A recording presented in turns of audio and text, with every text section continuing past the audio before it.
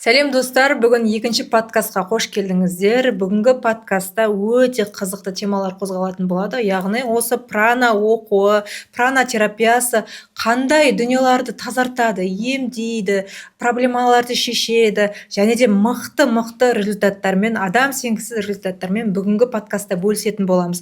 Мүмкін осы бір қандай да бір запростардың ішінде дәл сіздің запросыңызға сай дүние болуы мүмкін. Сол себепті соңына дейін қарауға кеңес беремін. Белгі де болуы мүмкін сізге арналған. Сондықтан да бүгінгі подкастымызды менің шәкіртім Алмагүл ханыммен бастайтын боламыз. Және де мен ғана айта бермей, бұл жерде шәкіртім де өз нәтижесімен бөлісетін болады. Мықты нәтижелердің Құдай қаласа қазір куәсі боласыздар. Алмагүл ханым, қош келдіңіз бүгінгі подкастқа. Жалпы сіз осы прана оқуына келген кезде қандай мақсатпен, ниетпен келдіңіз, қандай запросты шешкіңіз келді, сол туралы айта кетесіз бе? Жалпы бұл прана терапиясына келерден бұрын өзімді зерттеу барысында психологияға келдім, нақты айтқанда психосоматика. Сол бойынша мен адамдармен жұмыс жасап жүрдім. Енді психосоматика тоже аурудың түп тамырын табады. Бірақ соны жаса келе мен түсіндім, ол біздің мына эмоция все равно денемізде қалады. Энергетикалық тұрғыда денемізде қалады. И сол менде бір ойымда сондай не жүрді, осы энерготерапия арқылы сол бойды да тазартсам деп. Психосоматика ойды тазартса, энерготерапиямен бойды тазартсам деп. Ізденіп бастаған кезде болды оқытатын мамандар. Бірақ сізді бір көріп қалдым да, сол жерде менде отклик дейді ғой, откликация етті да. И сразу сол бойда сізге хабарласып, сол күні шешім қабылдап, білімді алдым. Ол жерде қалай болады, қолымнан келеді ма, тағы да басқа деген сұрақ туындаған жоқ. Просто жүрек қалауым, жүрегім тыңдап сізге келдім. Солай оқуды бастап кеттім. Алмагүл ханым, енді мына жерде бір сұрақ қойып жіберейінші. Жалпы сіз онлайн оқыдыңыз. Иә, онлайн оқыдым. Көбіне көкене сұрақ болуы мүмкін, онлайн оқу мүмкін бе осы саланы деген сияқты. Сізде оқу барысында қалай, онлайн оқу қиындық келтірген жоқ па, білуге, түсінуге, нәтиже көрсетуге? Ешқандай да қиындық тудырған жоқ. Өйткені менде өзімде үлкен ынта болды. Екіншіде барлығы поэтапно, түсінікті, нақты қазаққа қарапайым тілде түсіндірілген. Кәдімгі енді телефонға қараған кезде, сізді көріп тұрған кезде дәл қасында тұрған сияқтысыз. Мына жерін түсіндіріп жіберіңізші, мына жер қалай болады деген сұрақ туындаған жоқ. Сұрақ қояйын десең де қоя алмайсың. Жалпы көп жағдайда ойлайды да, көп адам оқып аламыз, болды, оқығаннан кейін мүлдем кері байланыс болмайды дейді. Ал бізде көп жағдайда мен шәкірттермен әрқашан тығыз байланыстамын. Біздің группамыз бар, ортамыз бар, яғни бір рухани қалыптастыратын үлкен орта, иә. Осы жерде де көптеп шәкірттер нәтижесімен бөлісіп жатады. Енді сіздің осы уақыт аралығында қандай айтатын мықты нәтижелеріңіз бар? Клиент сізге қандай запростармен келеді? Запрос деген енді адамда шектеусіз ғой. Қазір енді көп жағдайда отношениемен келеді, ақша мәселесімен келеді, денсаулықпен келеді. Енді менде бір айтып кететін отношениемен келген келіншек болды. Осы тұрмысқа шыққалы күйеуінен қорқады. Енесімен сөйлесуге қорқады. Үйінде бір затты басқа жерге қойып, енесі соған енді ескерту жасаса, ода жаңағыдай қорқыныш туындайды. Жауап қайтара алмайды. Өйткені ол айтады, қазір мені осыны енеме айтсам, ол жолдасыма звондайды, жолдасым маған келіп ұрсады, сосын ол екеуміз қырыламыз, ваконцовка мені өлтіріп тастайды дейді. Бір ғана осы сценарий, не істемесе да осы. Содан жарайды деп ол кісіге энерготерапия жасадым. Сол терапия жасаған кезінде ол айтты, мен мына көкірегімнен бір ауыр, бір қара осындай бір не шықты деп. Солай тазарынды, сол бір терапияның өзіне ол кісіде керемет нәтиже болды. Содан кейін көзім ашылып, ештеңеден қорықпай, енесімен кәдімгідей мамам мынау маған ұнайды, мынау маған ұнамайды. Біз келісіп алайықшы, сіз былай жасаңыз, мен былай жасайын деген сондай бір гармонияға келді. Керемет. Бұл мен үшін тоже бір күшті жетістік болды. Одан кейінгі осы жақын арада топтық терапия болды, 3 адам қатысты. Соның біреуінде жаңағы келіншек келді. И ол өзі сол терапияға кешігіп келді. Бір басталып кеткен кезінде келді. Сол бір жарым айдан кейін маған үлкен хат жазып жіберген. Сонда айтады, Алмагүл, мен сізге алғысым шексіз. 9 жыл мен бала көтере алмай жүрдім. Менде қазір 2 полоска шығып тұр да, мен жүктімін дейді. Мен үстімнен бір салқын су құйғандай болды. Анаған енді сенен сенбей, енді оның алдында жаңағыдай отношение деген сияқты анжерім ауырып тұр, жеңіл нелермен енді терапия жасалынып жүр. Дәл енді мынандай бір ананың құрсағына бала бітіру деген енді Аллахтың қалауымен да. Менде деген жүрегім толқып, үстім мурашки болып, көзіме жас келіп, солай енді Аллаға сансыз шүкір деп сразу чатқа жазып, бөлісіп, ана жақта барлығы бір-бірін құттықтап сондай болды. Сөйтіп шамалы уақыт өтті, содан кейін тағы да жазады. Алмагүл, мен барып УЗИ-ға түстім, балам барлығы развитиесі бәрі жақсы деп айтты. Тағы мен сізге жаңалығым бар айтқым келетін. Менде 11 жыл полип и эндометриоз болды дейді да. Эндометрия болды. Гинекологқа баруға деген мықты қорқынышым болды. Білесіз ба дейді, сол УЗИ-дан шыққаннан кейін гинекологқа барып УЗИ түсіріп бір тексерілейінші деп бардым дейді да. Барсам, маған айтады дейді, бәрі жақсы, таза деп айтты дейді. Менде полип болды, эндометрия болды, жоқ па десем, сіз де сондай аурумен ауырдыңыз ба деп сұрады дейді. Я десем, білесіз ба, еш нәрседе болма, даже ізі де қалма, тап-таза деп айтты дейді. Мен таңғалып, қайда кетті деп сұрасам, мен қайдан білейін деп айтты дейді, сіз не істедіңіз деп. Сосын айттым дейді, мен солай энерготерапия алдым деп. Сосын жақсы жарайды, енді бәрі де күшті болып тұр, ешқандай уайымдамаңыз, балаңыз өсіп жатыр, сізде осындай барлығы керемет деп айтты дейді. Мен оны естіп тағы да мен айтамын, сол кезде енді оған дейін тоже сеніммен жасап жүрмін ғой, мына нәтижеден кейін енді вообще енді бір Алланың құдіретінің шексіздігіне кәдімгідей сендім. Сол кезде айтамын да, Аллахым, осы шексіз әлемде біздің санамызды шектемеші деген бір түсінік келді. Адам ғана өзін шектейді екен. Бұлай қарап тұрсақ, әлем шексіз деп айтамыз. Аллах тағаланың құдіреті де шексіз, сол құдіретке шек келтіретін біз өзіміз екен. Кейде айтып жатамыз да, осы терапияны айтқан кезде серік қосу деп айтып жатады да. Мен айтамын, ол серік қосу емес, Аллах тағаланың өзі айтқан, мен ауруды бердім, оның емін де бердім дейді. Енді ол енді жаратқан Аллах тағала келіп енді емдеп кетеді деген, енді ол қисынсыз деп ойлаймын. Біз бұл өмірге іздену үшін келгеннен кейін барлық жерде егер ізденетін болсақ, оны әр сұрақтың жауабын біз енді табамыз. Бұл да бір сол адамзатқа берілген өзінің бойындағы проблемасы деп айтамыз, денсаулықпен, қарым-қатынаспен, ақшамен, тағы да басқа, енді бірнеше проблема болып жатыр ғой қазір.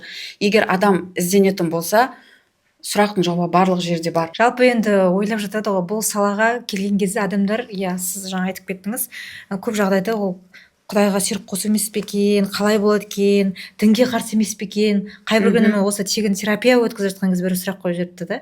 Айдан ханым, ораза ұстап жүріп осы терапияны алуға бола ма дейді да. Былайша қарап тұрғаннан кейін біз енді оны бәрін түсініп тұрық, өте күлкілі сұрақ екен да. Бұл жерде ешқандай да бір жаңағы дінге, Құдайға бір қарсылық тудыратындай дүние жоқ. Бұны мен жалпы түсіндіре кетейінші, терапия қалай өтеді. Жалпы адам келіп жатады, ниеттенеді. Адам қандай да бір мәселесін шешуге келеді. Сол кезде кәдімгідей мына ауыз ашқан кезде сіз ниет етесіз ғой, дәл сол сияқты ол жерде жаратушы ием, осы терапияда менің бойымдағы осындай проблемаларды шешілуге сен арқылы ниет еттім деп ниет етеді ғой. Сол кезде уже екінші мына маман да, прана жасаушы маман да кәдімгідей алақан жайып тұрып Құдайдан ниет етеміз, жаратушы ием, осы адамның бойындағы барлық ауыртпалықты алып тастап, бойындағы осындай запростарын шешуге мені себепші етіп, қолыма осы адамға жететіндей күш қуат нұр бере көрші деп ниеттенген кезде бұл жерде бізде тек Құдайдың нұры ғана жүреді да.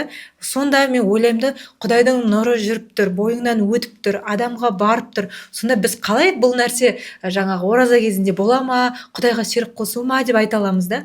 Бұл жерде тек қана біз Құдайға тағы да күмән келтіріп тұрғандығымызды көрсетіп тұр. Көп жағдайда айтып жатады, мынандай осындай терапияларда мынандай канал бар, андай каналы бар, осындай каналдармен жұмыс жасаймыз дейді. Ол кезде бізге уже күмән тууы мүмкін шынымен. Ол қандай канал? Ол қай жақтан келіп тұрған канал? Ал бұл терапияда, прана терапиясында, бұл прана деген жалпы энергия деген ғой, Құдайдан беріп тұрған энергия деген, яғни таза Құдайдың нұрын бағыттау арқылы сол адамға солай жұмыс жүреді. Сол кезде біз Құдайға шек келтірмеген кезде, күмән келтірмеген кезде, ниетіміз тура болған кезде біздің қолымыздан келмейтін нәрсе жоқ. Даже біз ойламаған дүниелерде болады. Мысалға, ол сіздегі жетістік өте үлкен жетістік. Енді 9 жыл бойы бөпе көтере алмай, мысалы қаншама адам жүгіріп жүріп, осындай бір терапиядан проблемасын шешіп кету деген нағыз Құдайдың назары түскен деп білемін. Біз жаңағы білмейміз қай уақытта, қандай дүниядан біз тазарып кете аламыз, мәселемізді шеше аламыз. Сондықтан да Құдайдың жаратқан кез келген осындай білім ілімдерін оқудан, зерттеуден, іздеп көруден бас тартпау керек. Себебі сондайдың артында тұру мүмкін, сол мәселеңізді түп тамырын шешу. Жаңа айтып жатқандай ширк не деген кезде мен мынандай сұрақ қоямын да. Неге біз ауырған кезде барлығын Құдайдан көреміз қайтадан, я Алла, мен неге ауырттым, осы аурудан қашан айығам, неге мен деп. Ал неге енді емделуге келген кезде де дәл солмен отырамыз. қашан жазылам, қашан біз осы қашан, не үшін, неге деген сұрақтан арыламыз деген менде сұрақ туындайды да. Мен айтам да, қашан деген осы сұрақтардан біз уже арылатын уақытқа келдік, өйткені қазір заман басқа. Абай атамыз айтады ғой, адамды ауру қылған Құдай емес дейді. Ауруды жаратқан Құдай, бірақ ауру қылған Құдай емес дейді. Кедейшілікті жаратқан Құдай, бірақ кедей қылған Құдай емес дейді да. Бұл жерде оның сөздің төркіні, Құдай енді в целом жаратты барлығын да, жақсыны да, жаманды да, ақты да, қараны да. Бірақ сен жарқырап жанасың ба или сөнесің ба, ол адамның таңдауында. Аурумын деп ауырып отыра бересің ба, әлде сол аурудың шешімін тауып емделесің ба да? Мен солай айтам, тура. Сіз, значит, емделгіңіз келмейді, егер де сізде сондай сұрақ туындайтын болса.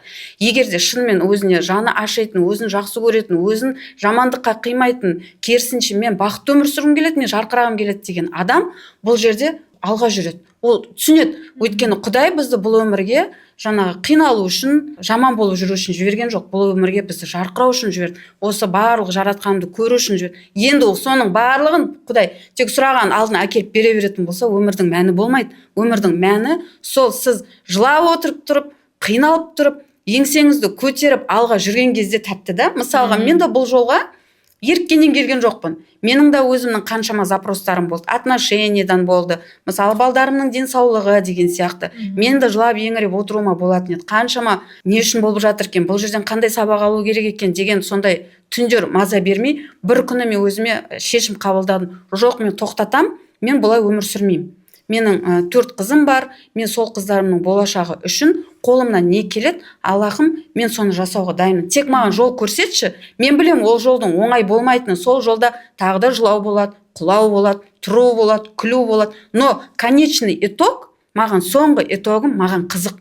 Сол керемет сезімді маған сезіндірші деп, мен соған әрекет еткен кезде Аллахтың қалауымен сансыз шүкір, білімдерді алып, сізден осы білімді алып, білім күнде шыңдалып жатыр. Чаттың өзінде қаншама құжынаған результаттар келеді. Бір-бірімізбен білім алмасып. И соны келген кезде қазір міне мен шынайы жүрегіммен айтам да, я Аллахым, менің сондағы қиналысымның нәтижесі осы екен ғой. Барар менің сол жол мені осы жолға алып келген екен ғой.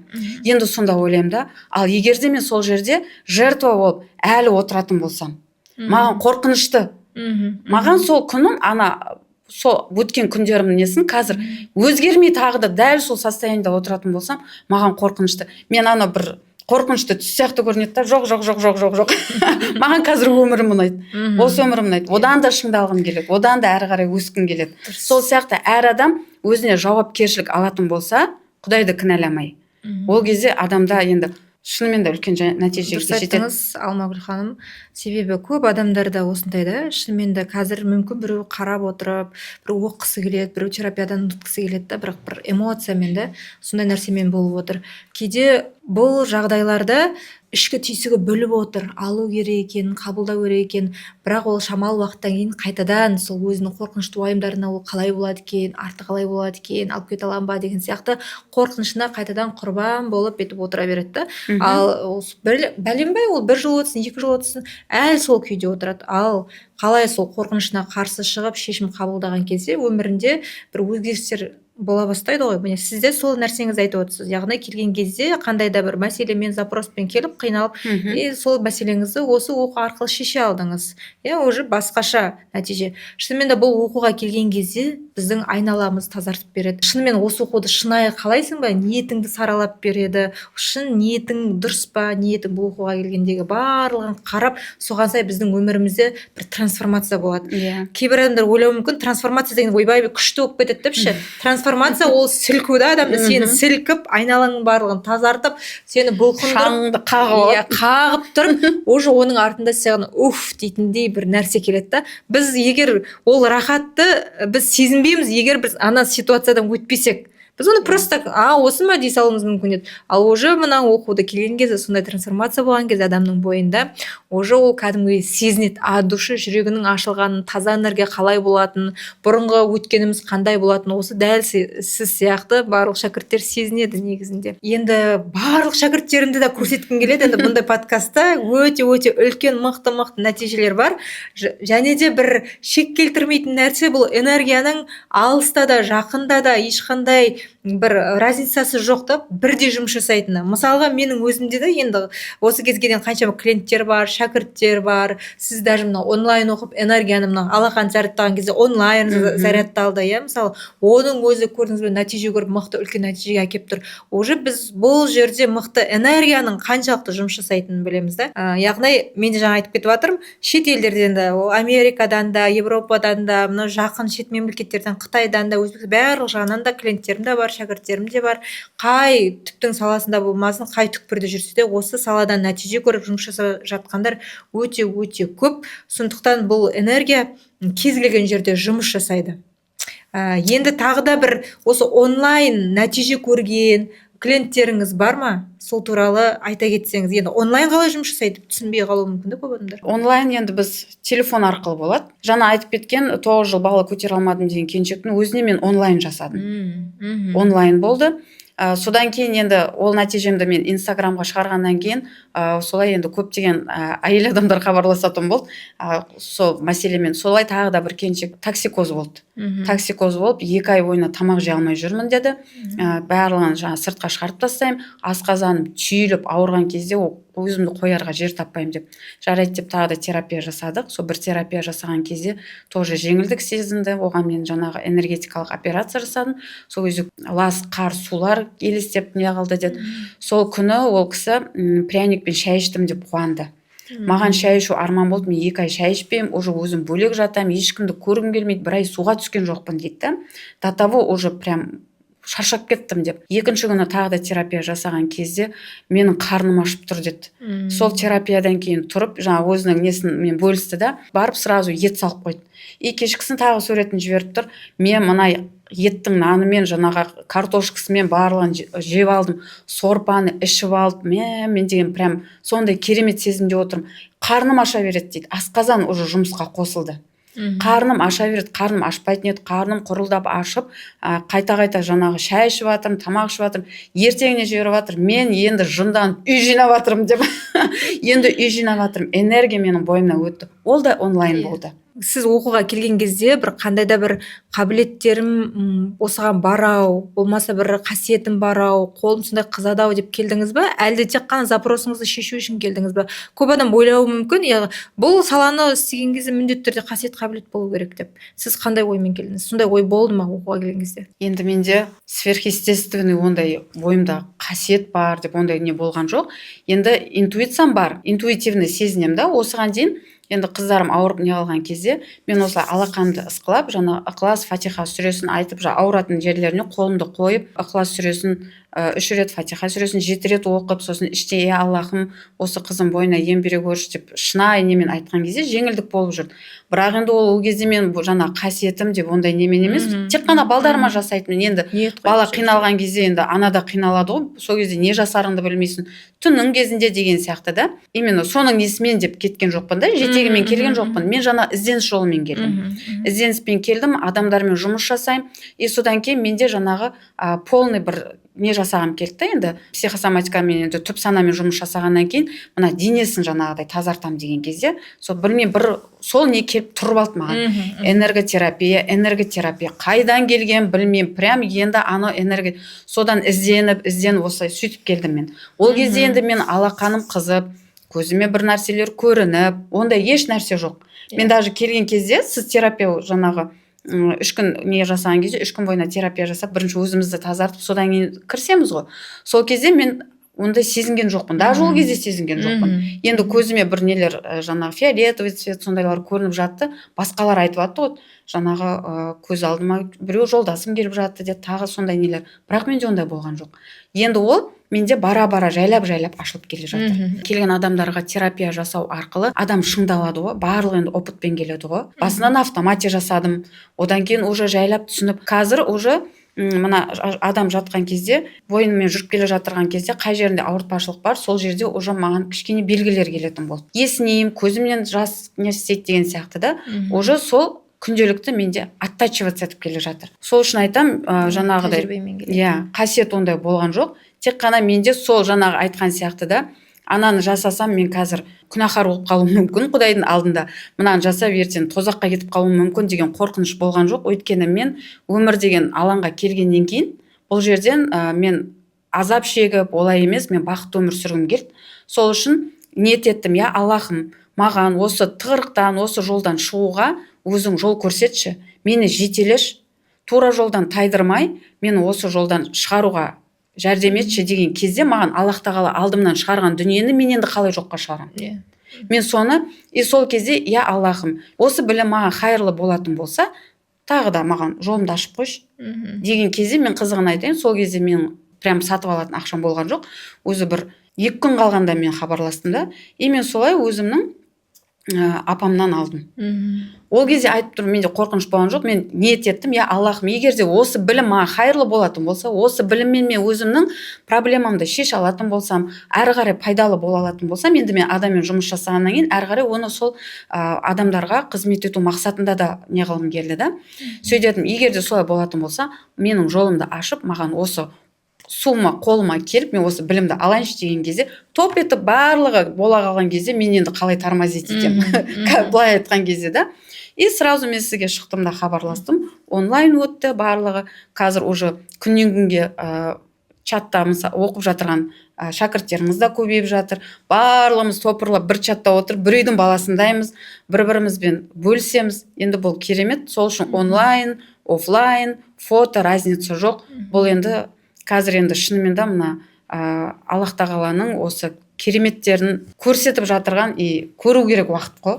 Сол үшін ана ескіден кету керек біз енді. Анаума мынаума емес, жан таласып жатырық қой. Барлығымыз әйтеуір бір шыққымыз келіп жатыр да. Сол ішімізде буырқаланып жаңағы нелер жүріп жатыр. Сол ішкі жан дүниелеріңізді тыңдап жүре берсек, ұзаққа апарады дейсіз ғой. Жетістікке жете береді адамдар. Бұл жерде жаңағы бұл оқуды оқыған кезде енді көріп отырсыз ғой, чатта менде шәкірттерім арасында емшілер де бар, бала кезден адам қарап кетқандар да бар, түрлі. Енді былай вообще ол саладан хабар жоқтар да бар. Бірақ бұл нәрсені барлығы жүрегін тыңдаған адамдар келеді да, ең мықты адамдар бұл саланы оқу тыңдап келеді ғой. Сол кезде айтамын да, мен мысалы емшілік, баяғыдай бір бақсылық, бұрынғыдай отыру уже ол заманда қалып қойды. Қазір біз оны осы бойымыздағы қабілет болса да соны мына біліммен ұштастыратын болсақ, өте үлкен нәтиже береді да. Мысалы, даже онда қабілет жоқ болса, жаңа сіз айтып кетіп жатсыз ғой, мен ештеңе сезінген жоқпын, басында бірақ тупо жасай бердім деп, бірақ сол нәтижені, сол жасағаннан шыққан результатты мына клиент айтып береді ғой. Клиент айтып береді, осындай сездім, даже болады сондай, мен шынымен сондай жасадым ба, менің клиенттерім сезініп жатыр деп сөйтіп жазады ғой күнде чатта. Міне сондай нәрсе болады. Ал өзі бұрыннан бері қабілеті бар адамдар, уже олар бірден сезінеді, мен істеген кезде осындай нәрсені көрдім, осындай нәрседен тазаладым деп жатады ғой. Бұл жерде енді яғни мына энергия арқылы лас энергияларды, чакралардағы бүткіл блоктарды алып тастаймыз да, жаңа таза энергиямен клиенттің қалауына сай энергияны толықтырып, бір өмірінде бір жаңа бір этаптың басталуына көмек бере аламыз деп. Осылай яғни чакралар тазаланған кезде, аура қабаттары тазаланған кезде, ата тегі тазаланған кезде өмірінде қандай да бір өзгеріс болатынына кәдімгідей бұл нәрсе бір сенімділік ұялатады. Яғни нәтижелер соның бір жаңа сенімділігі деп айтсақ болады да, клиенттен көріп жатқан нәтижелеріміз. Мінеке құрметті көрермендер, біз бүгін осы энергияның құндылығын, прананың кереметтілігін сіздерге түсіндіріп жатырмыз. Бұны айтудан жалықпаймыз, себебі нәтиже деген өте мықты, күшті нәтижелер бар. Ең бастысы сіздің ниетіңіз шынайы болса, дәл соған сай нәтиже аласыздар. Себебі осы салаға келгенде менің өзім де түрлі этаптардан өтіп, осы сала менің өмірімді, бір жолымды ашқан сала деп біле аламын. Және де сол себепті шығар адамдарға да шәкірт тәрбиелеген кезде де нақты осы бойынша мен өзімнің тәжірибелеріммен бөлісе аламын. Өзімнің нәтижеммен бөліскеннен кейін менен шыққан шәкірттер де өте керемет результаттар көрсетуде. Мендегі ең басты мақсат бірінші ақшаға емес, фокуста ең бірінші адамдарға біз қалай пайдалы бола аламыз, соған назарды қою. Біз елдің алғысымен, батасымен өсеміз. Қандай да бір адам біздің осы жасап жатқан терапиямыз арқылы, саламыз арқылы өзінің мәселесін шешіп, алғысын білдіріп жатса, онда бұл алғысты біз Құдайдың рахметі, Құдайдың алғысы ретінде қабылдаймыз. Осындай керемет ілім бар заманда сіздер мүмкіндікті пайдаланыңыздар дегім келеді. Ал Алмагүл ханым жалпы осы салада міне енді оқимын деп келіп жатқан, ниеттенген адамға, болмаса терапия алам деп ниеттенген адамдарға сіз қандай кеңес айтар едіңіз? Барлығы бұл өмірде ниеттен, сенімнен тұрады ғой. Кішкентай кезімізден болашақта кім болып өсем, болашақта кім болам деген бір сұрақтың жауабын іздейміз. Содан кейін мен мысалға юрист болам деп армандадым да, сол жолда юрист болам деп жұмыс жасадым. То есть сол кезде барлығы сол сеніммен болды. Мен сенімді болдым сол мамандықты игеріп алатыныма, ол жерде жұмыс жасадым. Одан кейін ол енді әрқалай өзгереді ғой. Осы жерде тағы қызық дүние, соның барлығын қарап отырсам, чакра-анализ, пранотерапиясын оқуға келген кезде сіз бонусқа сол чакра-анализді бересіз, иә. Соның бәрін қарап отырған кезде кәдімгідей келеді. Ілім, ғылымның барлығын біз қалай жоққа шығарамыз? Егер Аллах тағала бізді жаратып, осылай тек тастай салатын болса, еш нәрсенің жаңағы жасырған құпиясының жауабын бермейтін болса, біз онда смысл жоқ қой бұл өмірге келуге. Бізді жіберді да, соның бәрін жасырып қойды, табу. Сол жерде мен түсіндім, осы неге мен 34-тен ары қарай осы рухани жолға кәдімгі бір аш адамдай ізденген не үшін екен? Өйткені мен 36-тан ары қарай 60 жасқа дейін менде осы рухани жол тұр екен. Сол жерде менде адамдарға рахат сыйлау арқылы жаңағы табыс деген не тұр екен да. Енді бұл жерде терапия өзі адам рахаттанады, енді қанша адамның рахатына бөленіп батасына алып жатырмыз. Сол сияқты егер сіз әр адамның осы оқып алсам, білсем деген ниетіңіз болса, сіздің сеніміңіз болса, осы жерден мен өзімнің сұрағым жауабын табам деген қорықпаңыз. Өйткені көру керек, иә. Ұнамай қалса сізді ешкім қинамайды. Ол сізде бір опыт болып, сізде бір инструмент болып тұрады. Бірақ күндердің күнде ол сізге керек болып алдыңыздан шыққан кезде дайын тұрады. Сұрау өтіп кетпейді, дайын тұрады. Мен всегда айтам, мені біреу тонап кетуі мүмкін, сумкамның барлығын ұрлап кетуі мүмкін, мен үйсіз қалуым мүмкін, мен дымсыз қалуым мүмкін. Но бірақ менің білімімді ешкім ала алмайды. Менде бар дүниені, менде бар құндылықты ешкім алып кете алмайды. Менде еш нәрсем болмаса да, келші бері, мына жерін сипап жіберейінші, аураңды тазалап жіберейін, чакраңды тазалап жіберейін, мына жерің мазалап тұрма, кел деп алақанымды ысқыла жіберіп, сол бір моментте адамның батасын алып, соның ризашылығына бөленуге болатын. Бұл өте керемет дүние. Бұл жерде адамға жамандық жасап жатырған жоқ. Даже айтады ғой, ананың ыстық алақаны деп, Аллах тағаланың мына біздің бойымызға берген әр мына мүшеміз, органымыздың барлығының сөйлейтіндігі, оның барлығының жаңағы тірі екенін сезінесің. Сонда айтады, анаңның ыстық алақаны деп. Біз соны бір үлкен дүние қылып көреміз. Құшағы, соның барлығы жылу ғой. Сонда маған түсінік келді, мына алақаннан сол жылу шығады. Сол үшін де бізге ананың алақаны ыстық көрінеді. Мына осы алақан арқылы адамның бойына жылу жүріп, сіздің жаңағы ауыр энергетикаңызды алып нұр құйылады. Ол деген керемет қой. Егер де сенің бойыңнан Алланың нұры басқа адамға беріліп жатырса, бұл деген мен үшін енді білмеймін, шексіз кәдімгі бір махаббат. Осы өмірде менің бір бингом деп ойлаймын. Осы өмірде ең ұтқан мықты нең десе, ол осы мен айтар едім, пранотерапиясы деп айтар едім. Сол үшін енді сіз керемет жаңағыдай елдің алдына шығып, терапия жасамасаңыз да, өзіңіз үшін, балаңыз үшін, жолдасыңызды емдеп алу үшін, үйіңізді тазартып алу үшін де керемет дүние. Қалай көмектесе аламын деп басыңызды қатырып отырмайсыз. Телефонды қосып қоясыз да, видеозвонокпен терапияңызды жасап аласыз. Сол үшін де ешқандай да қорықпаңыздар. Айдана ханымның берері өте көп. Өздеріңіздің ниеттеріңізді өздеріңіз ақтамасаңыздар, біреу келіп біздің үмітімізді ақтап бермейді. Дұрыс айтасыз. Алмагүл ханым, өте керемет сұхбат болды. Шынайы нәтижеңізбен бөлісіп жатқаныңызға көптен көп рахмет. Кәдімгі ниетіңіз, оқысыншы, білсінші деген ниетіңіз, бұл кәдімгі ішкі состояниеңіздің өзі айтып тұр ғой, қаншалықты нәтиже көргендігіңізді. Шынымен осы жерде осындай бір керемет құндылықтардың барын уже сіз арқылы көруге болады да. Мен қаншалықты айта берейін, мүмкін айтуы мүмкін бір, мына өзінің бір продукциясын жарнамалап жатыр. Ал жоқ, менен шыққан шәкірттер соны жаңа адамдарға сен де оқып алыңызшы деген сияқты сондай жанашырлықпен айтқан кезде шынымен де бұл жерден шынайы ниетті көруге болады. Дәл сондай ниетті мен сізден көріп отырмын. Сондықтан осы жерде осы оқуға ниеттенген, жалпы терапия аламын деген адамдар уже сізде ниет болса, уже сізде алғашқы қадам жасалды. Бірақ бұл қадамға кедергі келтіруші қара энергиялар да болады. Мүмкін ол сіздің ақшаңыздан қысып тастауы мүмкін. Болмаса осы бір ойыңызды, ниетіңізді ұмытып кететін бір ситуациялар болуы мүмкін. Ертең сосын істеймін, арғы күні істеймін деген сияқты бір жалқаулықтар болуы мүмкін. Бұлардың барлығы сіздің таза энергияңызбен қоректеніп отырған мына жаман энергиялар. Ал бұндай жаман энергиялар сіздің бойыңыздан кеткісі келмейді. Сол себепті сіздерге түрлі сылтау салуы мүмкін. Сондықтан да осы дәл қазір қандай да бір ниетіңіз болса, төменде сілтеме тұр. Сол жерге барлық проблемаларыңызды жазыңыздар. Неден құтылғыңыз келеді, неден тазарғыңыз келеді, мүмкін сізге терапия керек шығар, мүмкін сізге оқу керек шығар. Барлығын нақты жазыңыздар. Өздеріңізге толық жауапты алатын боласыздар. Мен сіздерді өзімнің қабылдауымда күтетін боламын. Келесі подкастта кездескенше сау болыңыздар.